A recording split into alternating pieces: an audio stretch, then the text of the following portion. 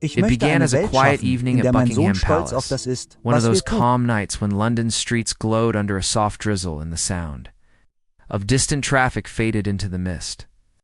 Most people expected another ordinary day of royal duties and public appearances. But behind the tall palace gates, something felt different.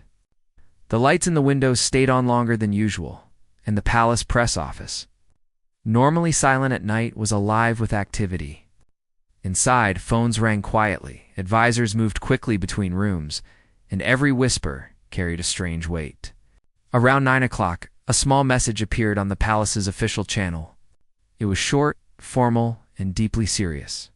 The Prince of Wales is currently receiving medical attention following a personal health concern. The family asks for privacy during this time. That single line was enough to stop millions of hearts across Britain and the world. News channels interrupted regular programs. Reporters appeared on screen, reading the statement again and again, trying to understand what it truly meant. Social media exploded with messages of shock, confusion, and worry. Some people feared the worst, while others tried to stay calm, hoping it was something minor. But everyone could feel that this was not ordinary news. Prince William, the man many saw as the future of the monarchy, had suddenly stepped away from the public eye, and no one knew why. The palace's tone was calm, but the lack of detail left the world uneasy. Within an hour, camera crews gathered outside Windsor Castle and Kensington Palace. The cold air was filled with the flashing of lights as journalists waited for any update. Royal correspondents spoke carefully, reminding viewers that the palace rarely made personal announcements unless the situation was serious. They recalled how Prince William had always been known for his strength, his steady presence, and his devotion to duty. He had carried the weight of expectation since childhood, the son of a future king, the husband of Catherine, and the father of 3 young children. Now, that same man was suddenly facing something that had shaken the world's confidence. People began gathering near the palace gates, leaving flowers and letters of support. "We love you, William," one card read. "Stay strong. Your country stands with you." The nation's reaction was emotional but dignified, the kind of collective empathy that Britain shows only in moments of deep crisis. In cafes, pubs, and family living rooms, people talked quietly, not out of gossip, but concern. Some remembered how the royal family had gone through pain before losing Princess Diana, facing constant public pressure, and now history seemed to echo itself. Inside the palace, the atmosphere was one of controlled sadness. King Charles, still adjusting to the demands of his reign, was said to have canceled his meetings for the next morning. He was reportedly by William's side, offering support as both a father and a monarch. Queen Camilla remained with him, comforting the family and handling communications with the staff. Catherine, Princess of Wales, kept away from cameras entirely. Reports suggested she stayed close to her husband, caring for him while keeping life as normal as possible for their children, Prince George, Princess Charlotte, and Prince Louis. By midnight, London had grown quiet again, but the uncertainty lingered. The nation was left with questions. What kind of medical attention did William need? Was it sudden or something long hidden? No one outside the palace truly knew, but the silence itself spoke volumes. Royal watchers and health experts tried to analyze every word of the statement, every small clue. But for most people, it was not about details anymore. It was about fear of losing someone who represented stability in an uncertain world. That night, prayers were said in churches across the country. On social media, thousands of people used the hashtag #PrayForWilliam. In the small hours of the morning, Buckingham Palace released a second brief message, thanking the public for its concern and assuring that the Prince of Wales is receiving excellent care and remains in good spirits. Those last words brought a small sense of comfort. Yet the tone of the message, while hopeful, was still careful, as if trying to calm a storm without revealing too much. The world could only wait and hope. The following days were filled with a mix of hope, rumor, and reflection. Newspapers carried large photos of Prince William on their front pages, smiling, shaking hands, standing tall beside his wife and children. Underneath, the headlines were soft but serious. A prince in recovery. The palace requests privacy. what we know so far. Every hour brought new reports, but little clarity. The royal family had gone silent again, leaving the public to read between the lines.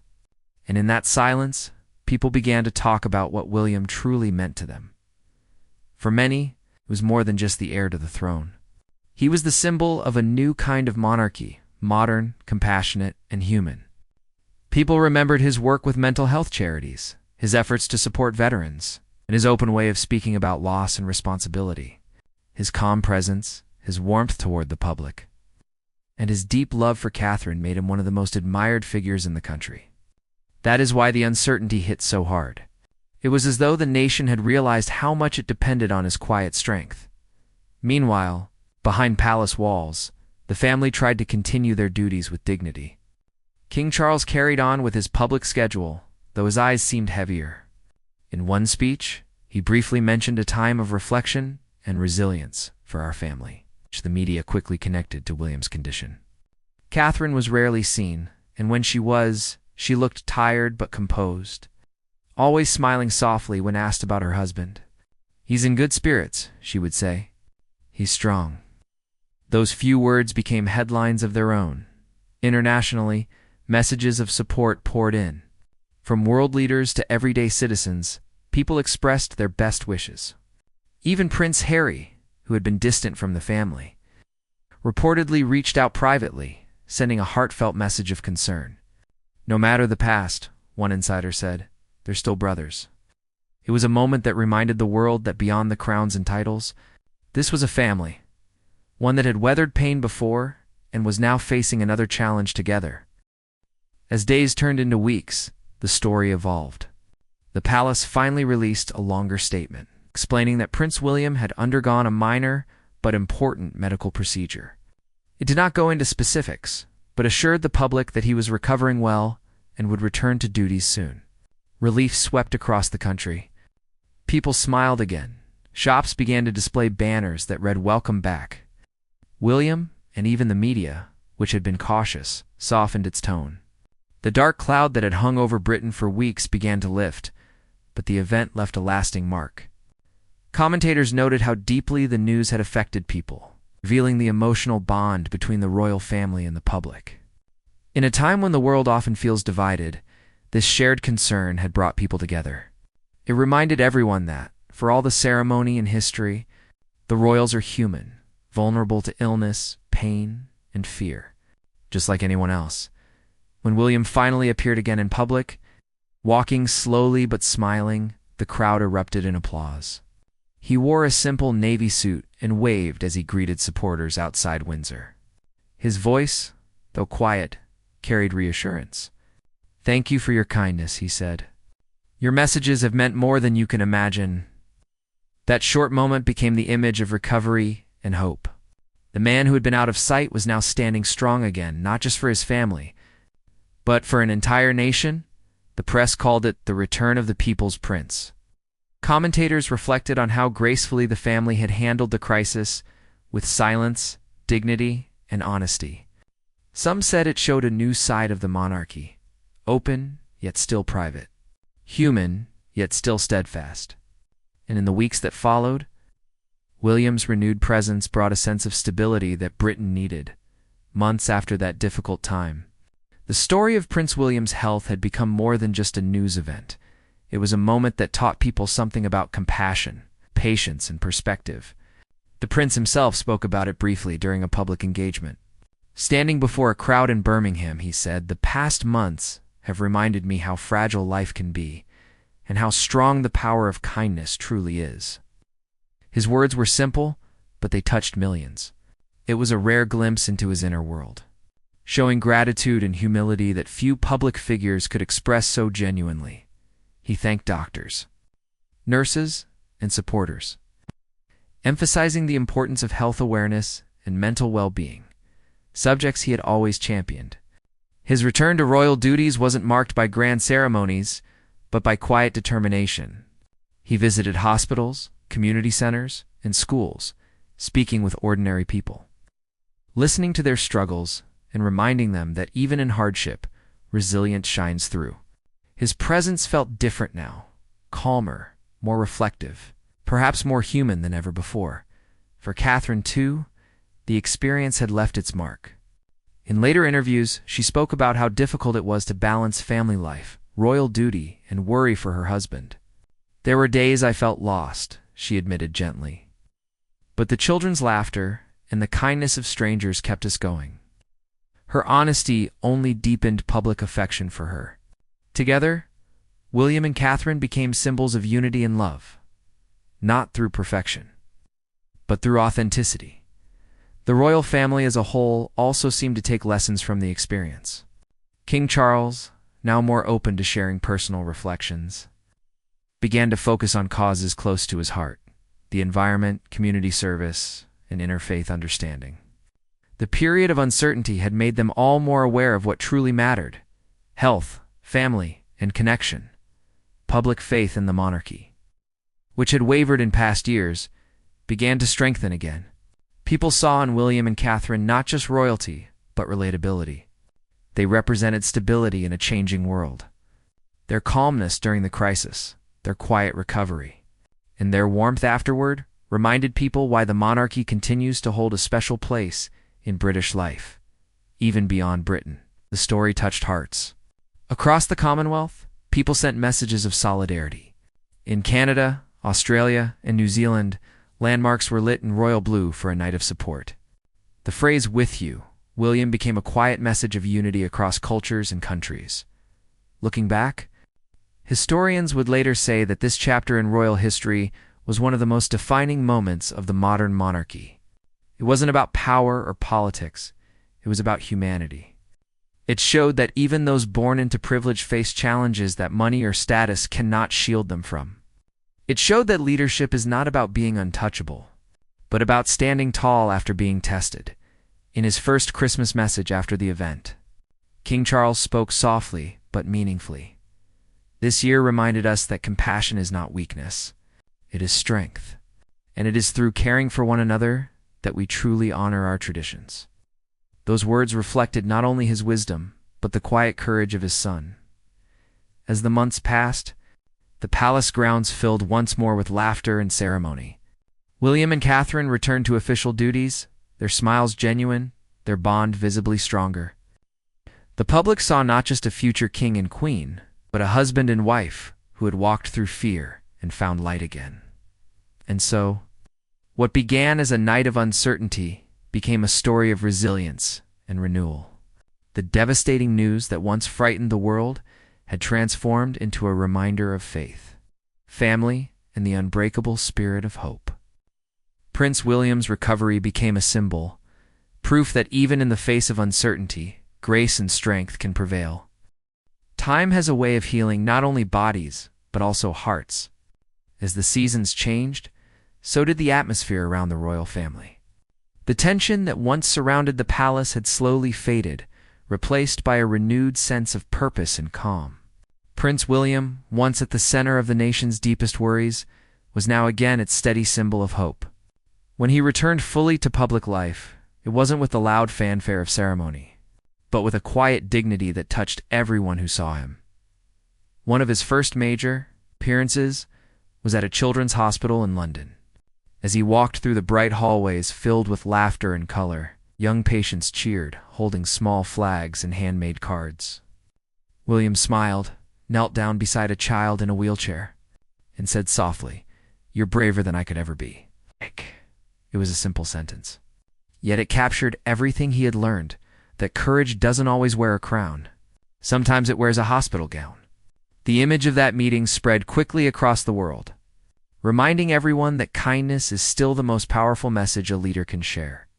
Over the next few months, the prince took time to visit communities that had been through hardship, families struggling with health challenges, veterans coping with loss, and young people working to change their futures. He listened more than he spoke, often pausing before responding, as though weighing every word carefully. Those who met him said he seemed different, more grounded, more thoughtful. "He's always been a good man," one local teacher said after meeting him. But now he carries a kind of wisdom in his eyes. Behind the scenes, Catherine continued to be his greatest source of strength. Together, they spent quiet weekends with their children at their country home in Norfolk, away from the cameras and noise. They cooked, played games, and took long walks through the countryside. Friends close to the family describe those moments as the truest happiness they've known. Prince George, now growing fast, had begun to ask more questions about his father's role and what it meant to lead. William answered him with honesty, teaching him not about crowns and titles, but about compassion, respect, and listening. The public, too, had changed in how they saw him. For years, many had admired William as the steady heir, reliable, formal, perhaps even predictable. But now, after seeing his vulnerability and recovery, people began to connect with him on a deeper level. He wasn't just the future king. He was one of them. Someone who had faced fear, who had leaned on family, and who had come out stronger. The crisis that once frightened the nation had somehow brought them closer to him than ever before. The media began to highlight his renewed focus on causes close to his heart. Environmental programs, mental health awareness, and community support became central to his work. In one memorable speech, he said, "Leadership is not about standing above others. It's about standing with them. Every challenge I've faced has taught me that strength is found in unity." Those words echoed across news broadcasts and social platforms. Quoted and shared by people who felt inspired by his sincerity at home, the royal family found a new rhythm. King Charles, proud of his son's resilience, slowly began giving him more responsibilities in state affairs. Advisors noticed that William's leadership style was calm but decisive. He listened carefully, valued teamwork, and showed genuine interest in the well-being of those who served under him.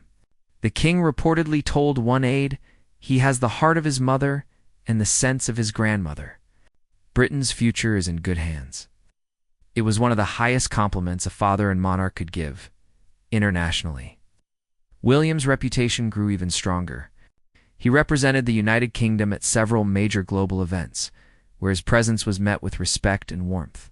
During one environmental summit, he spoke not as a prince but as a citizen of the planet, urging leaders to act with compassion for future generations. His speech was calm but passionate, and it received a standing ovation. For many, that was the moment they saw not just the Prince of Wales, but a glimpse of the king he would someday become. Back in Britain, ordinary citizens continued to show their affection in small ways. Letters still arrived at Kensington Palace, handwritten notes, children's drawings, and words of thanks. "You gave us hope," one letter read. "You reminded us that even our heroes can fall and rise again." William often took time to read those messages quietly in his study. They reminded him of the bond he shared with the people, a bond that went beyond duty or tradition. It was built on trust, empathy, and shared humanity. As another year passed, the shadows of that difficult time became part of history. The public no longer spoke of it with fear, but with gratitude. It had shown the royal family's humanity, their ability to endure, and their willingness to face life's challenges with grace. In interviews and documentaries, commentators reflected on that chapter as a turning point, not just for the monarchy, but for how people saw leadership itself. It wasn't about perfection anymore. It was about authenticity. On a cool spring morning, Prince William stood once again on the balcony of Buckingham Palace beside Catherine and their children. The crowd below filled the streets as far as the eye could see. Flags waved, cameras flashed, and the sound of cheering echoed through the city. Yet for William, it wasn't the noise that moved him, it was the faces. The thousands of faces looking up at him with warmth, faith, and love. He smiled, waved, and then looked at Catherine, who squeezed his hand gently in that moment, understood something profound. Life had given him more than a crown could ever promise. It had given him perspective. He had faced fear and found hope, fallen silent and then spoken again, been seen as untouchable, and learned that true power lies in vulnerability. His journey, once shadowed by uncertainty, had become a story of renewal. As the royal family waved to the crowd, the sky cleared and sunlight broke through the clouds, illuminating the palace roof in gold. It felt symbolic, as though the city itself was celebrating not just the institution of royalty, but the resilience of a man who had proven that even those born into privilege must face life's tests with courage and humility. Later that evening, As the palace grew quiet again, William took a walk through the gardens. The air was cool and fresh, and the flowers glowed softly under the fading light. He paused for a moment, listening to the rustle of the trees. It was peaceful. It's the kind of peace that comes only after great storms. He thought about the road ahead, the responsibilities, expectations, the future. But he also thought about his family, his people, and the lessons learned from that difficult chapter. And as he looked up at the sky, he smiled, whispering softly, "Thank you." It wasn't a grand speech or a royal proclamation, just a quiet word to life, to fate, to the countless hearts that had stood with him, a reminder that even in the most uncertain times, hope never truly fades. And that is how a prince became not just the heir to a throne, but a symbol of strength, compassion, and renewal for a nation that will always remember the night it almost lost him, and the day it saw him rise again. Years later, people would still talk about that time, the days when the palace fell silent and the country held its breath. For those who lived through it, it wasn't just a piece of royal history. It was a moment that reminded everyone how fragile life can be, even for those who seem untouchable. And it showed that, in the end, strength is not about never falling, it's about standing up again. With grace and gratitude, Prince William's story became one that parents told their children, not as gossip, but as an example of courage. Teachers used his words about kindness and leadership in their classrooms. Newspapers that once speculated about his health began to write about his renewed vision for the future. A vision built not on image or tradition, but on empathy. He had learned that true leadership begins with listening. Wherever he went, he tried to see the world not from a throne, but from the ground, from the eyes of the people who looked up to him. Whether he was speaking to soldiers, students, or families rebuilding their lives, his message was always the same, that no one leads alone, and that compassion is the real foundation of strength. Catherine often stood beside him at these events, her partnership stronger than ever. She had been his anchor in the hardest moments, and together they had turned private pain into public purpose. They worked side by side on campaigns, supporting mental health, family welfare, and children's education. Their unity became their greatest message, a reminder that love, when tested, can grow even deeper. Over time, as the years passed, the story of the devastating news became less about fear and more about renewal. The event that had once shaken the monarchy became one of its most defining lessons. It showed that even the oldest institutions can evolve through honesty and vulnerability. It reminded the world that the royals, despite their crowns and castles, are human, and that being human is their greatest connection to the people they serve. As the sun set over Buckingham Palace on another ordinary evening, the city glowed with quiet beauty. The world had moved on, yet the memory of that difficult chapter remained in people's hearts. It was no longer a story of sadness, but of survival. A story of how a family stood together, and how a nation rediscovered its compassion.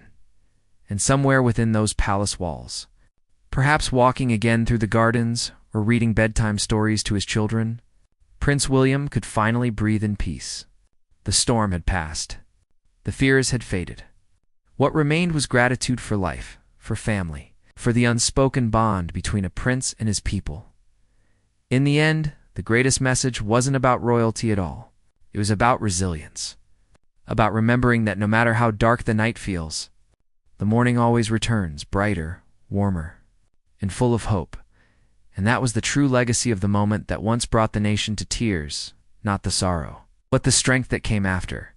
A reminder for everyone that even in the hardest times, love and courage can light the way forward. The days that followed the announcement felt quieter than anyone could remember. London moved at half its usual speed.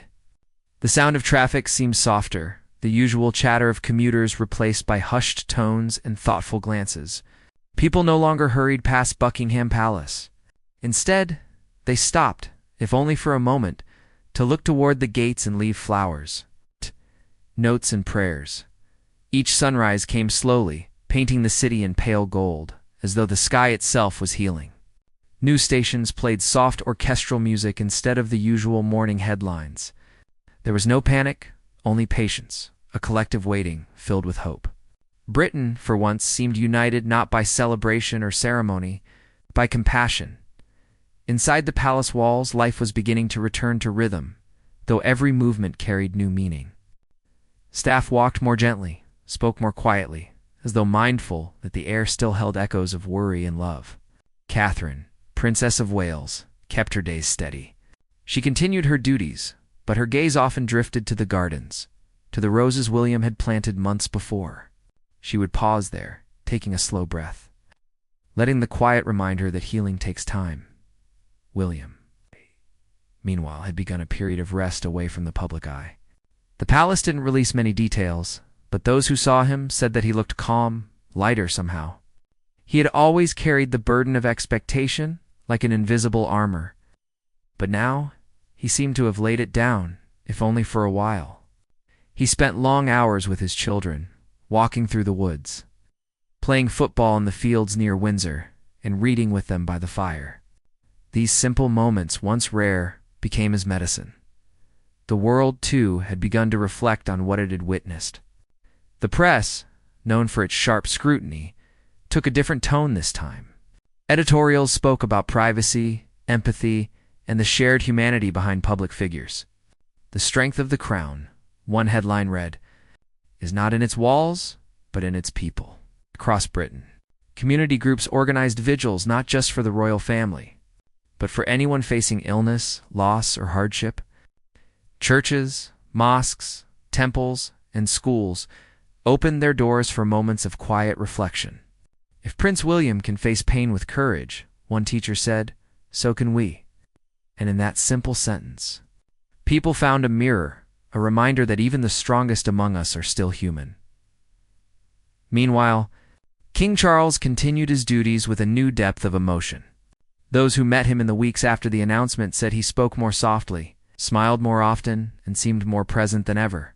During one visit to a hospital, he told a group of doctors, "When one of us suffers, we all feel it. That is the nature of family and of service." His words resonated deeply. For perhaps the first time, the monarchy felt less like an institution and more like a heartbeat shared between a father and his people.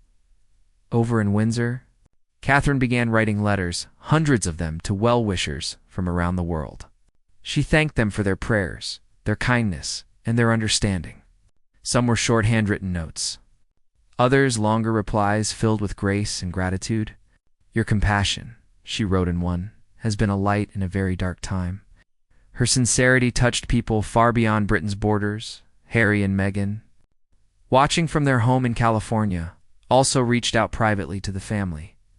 Though years of distance and public tension had created a divide, this moment of vulnerability began to mend what words alone could not. Sources close to them said that Harry finally made the call he had been hesitating to make.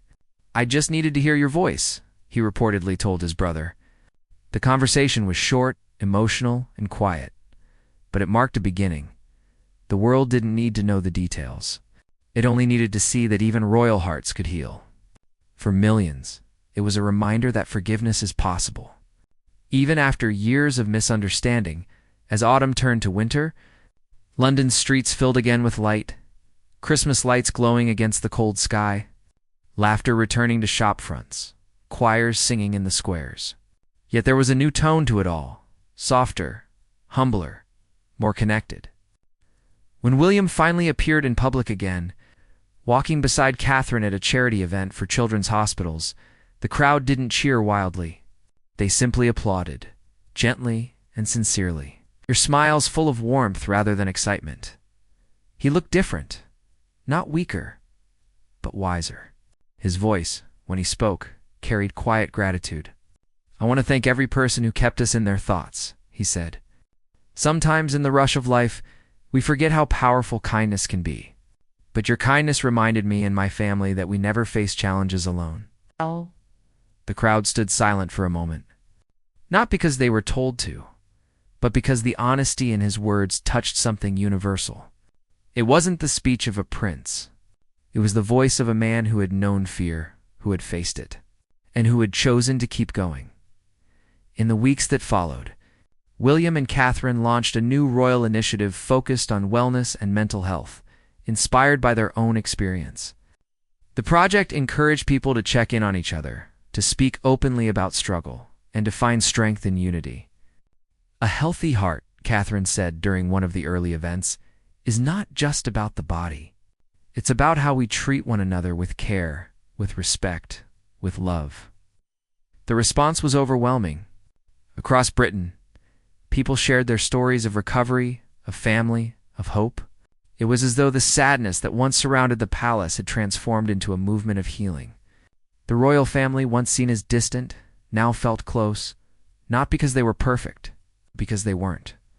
In time, the memory of those silent nights faded into history, but their lessons stayed alive. It was whispered in classrooms, written into books, and spoken at family tables. It reminded everyone that behind every powerful image lies a human story, and that sometimes the greatest act of strength is simply to keep going. As another spring bloomed over Windsor, the gardens came alive again, roses, tulips, and daffodils swaying in the wind. The same roses William had planted months before now stood taller, brighter, their petals glowing in the sunlight. He walked among them with his children, laughter echoing through the courtyard. The pain hadn't vanished completely. Pain never truly does, but it had changed shape. It had become something else: wisdom, tenderness, resilience. Catherine watched from the veranda, her heart full. For the first time in many months, she saw not a prince weighed down by duty, but a husband and father full of peace. The crown might one day rest upon his head, but for now, it rested upon his heart, lighter, steadier, and stronger than ever. And as the evening sun sank behind the towers of Windsor Castle, its golden light spilled across the land, warm and forgiving. The dark chapter was over. The story had come full circle, from fear to faith, from silence to song. And Britain, the country that had once wept for its prince, now smiled for its kin in waiting, not because of his title, but because of his heart.